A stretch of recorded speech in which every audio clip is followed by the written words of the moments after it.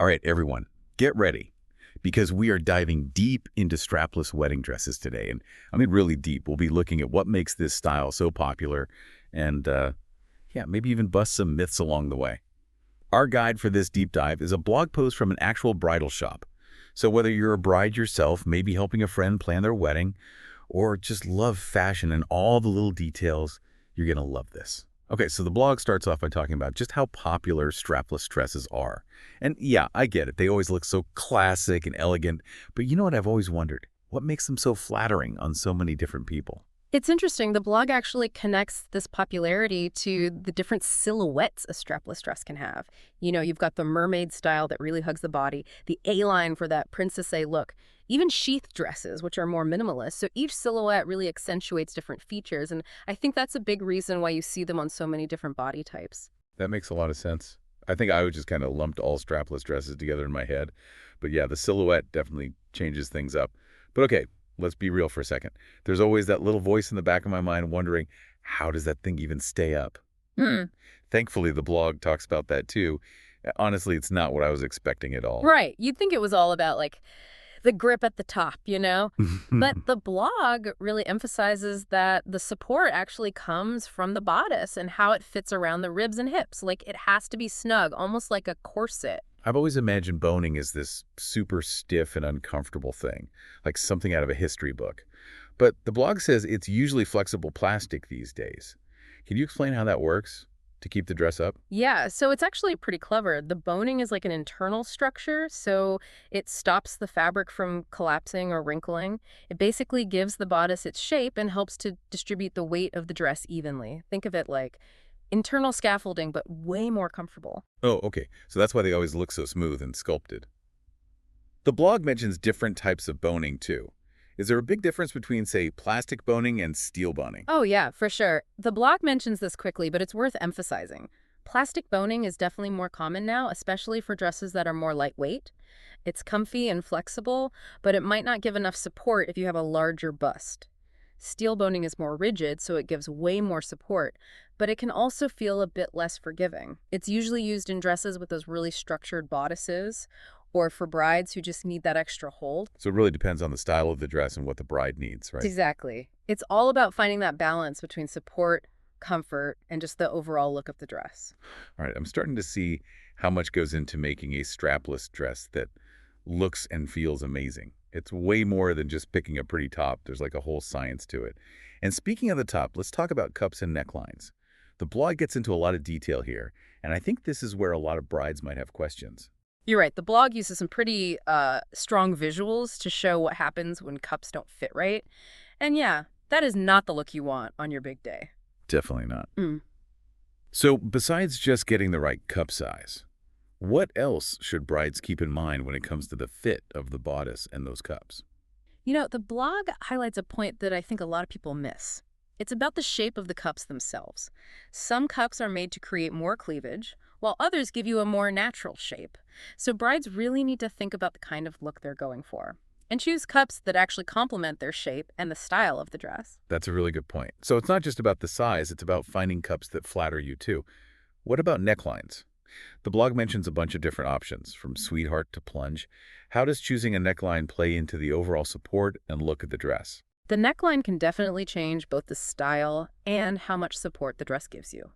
For example, a sweetheart neckline, which dips down in the middle, creates a really romantic and feminine look. But it might not be as supportive as a straight across neckline. Right, and the blog was saying that scoop necklines, which have that soft U shape, are usually a good compromise.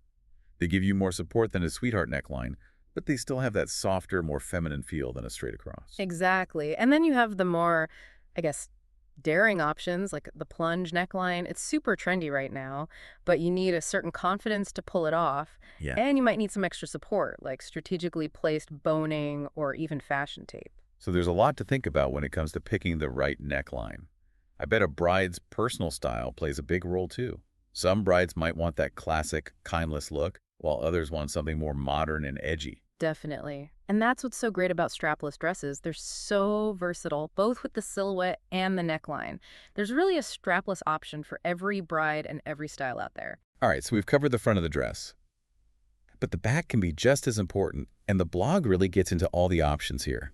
Low backs, illusion backs, so much drama. I have to say, I do love a good dramatic low back, but are there any practical things to think about with that style? You know, the blog actually warns brides about this. Low backs are definitely gorgeous, but they can be a little high maintenance. Imagine trying to hug all your guests or dance all night and constantly having to adjust your dress. Oh my gosh, that's so true. I didn't even think about that part. So what's the solution if you want more support, but you still want that wow factor? Illusion backs are a really cool option. The blog shows a picture where they use sheer fabric to make it look like a bareback. But they've actually incorporated boning into the design for support, so it's like style and stability all in one. Ooh, I love that. The best of both worlds. But what about those brides who are set on a low back? The ones who are willing to risk having to adjust a little. Are there any tips for making sure it stays put as much as possible? Yeah, definitely. The blog recommends using silicone grips or fashion tape. They're kind of like little lifesavers for keeping everything in place, especially in spots where the dress might gap or slip. Okay, those are good to know. Now onto the fun stuff. Accessorizing. The blog has a whole section on accessorizing strapless dresses, and it's making me want to play dress up. It really is amazing how much you can change the look of a strapless dress with just a few accessories. The blog mentions detachable sleeves, which are super popular right now. You can go from no sleeves and a clean, simple look to adding cap sleeves for a little romance, or even go all out with those dramatic bishop sleeves. And it's not just sleeves either. They talk about straps, too.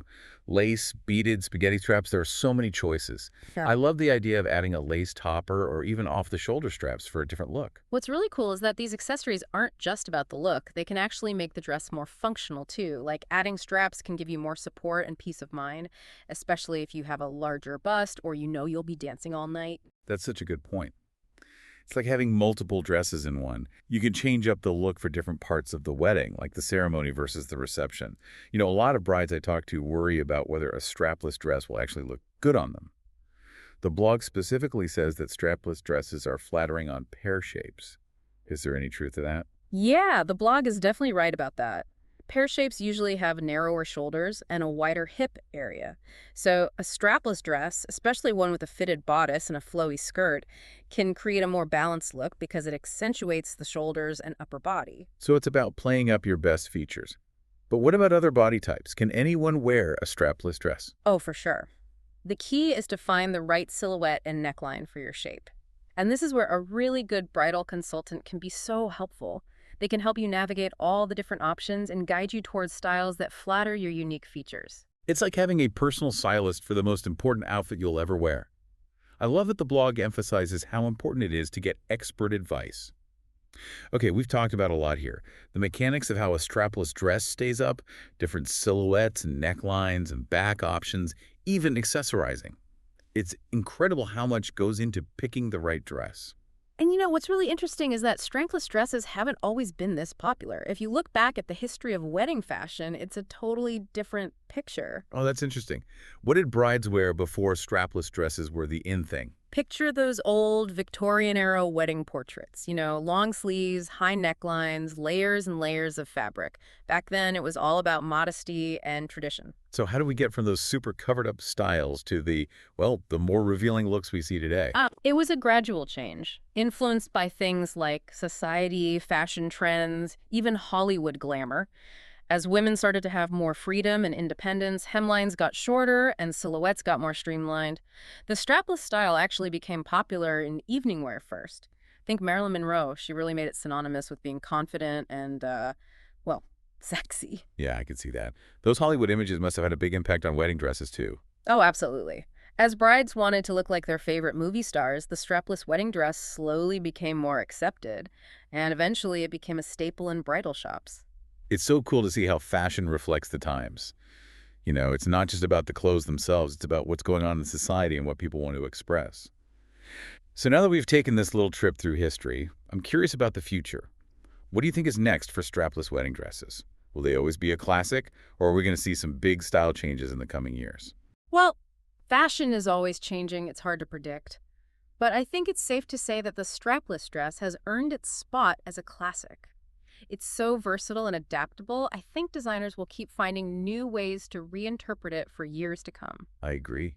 But do you think we'll see any new technology that changes how strapless dresses are designed? We talked about boning and how that's evolved, but what about other innovations? That's a really great question. I think the future is in new fabrics and construction techniques. Imagine fabrics that are even lighter and more breathable, but they still give you support without needing heavy boning. That would be amazing. I can picture these dresses that feel like a second skin, but still have that structured, elegant look. Exactly. And we might even see 3D printing used to create custom boning structures that are made for each bride's body. Wow, that sounds like something out of a sci-fi movie. I love the idea of technology and fashion coming together to make wedding dresses that are both personalized and comfortable. Okay, welcome back to the last part of our strapless wedding dress deep dive. I'm still thinking about everything we've talked about. I had no idea there was so much to learn about these dresses. It's been quite a journey, right? We've gone from the basics of boning to the history of the strapless style. And last time, we ended on the interesting question about the future of wedding dress technology in general. Yeah, you really got me thinking about that. I was imagining dresses made with these futuristic fabrics that are super light, but somehow still supportive. It's not as crazy as it sounds. We already have shapewear that works wonders under dresses. The blog didn't really talk about that, but imagine that technology built into the dress itself. You'd have seamless support without needing an extra layer. Oh, that would be amazing. No more worrying about shapewear rolling down or bunching up. Exactly. And just think about how fabrics have changed already. We've gone from those heavy satins and silks to light chiffons and tulles, even stretch crepes, which are comfy and let you move easily. It's funny because I always think of strapless dresses as those big poofy ball gowns. But the blog actually showed some sleek and simple strapless styles too. That's a good point. It shows how versatile the style really is. As fabrics get even better, we might see even more minimalist strapless dresses. Dresses that use the fabric itself for support and shape, instead of relying on heavy boning or layers of petticoats. So the dress becomes like its own work of art, combining these innovative fabrics with expert tailoring to create a really modern look. We talked about boning and shapewear, but what about other undergarments? Do they play a role in how a strapless dress fits and feels? Undergarments are definitely important. They're kind of like the unsung heroes of a perfect bridal look. The blog talked about cups, but there's a lot more to it than just that. Strapless bras have come a long way. You can get different levels of support now, from light padding to full coverage. Then you have adhesive cups if you want a really invisible look. And even body shaping slips that smooth everything out. It's like a whole secret toolkit for getting the right support.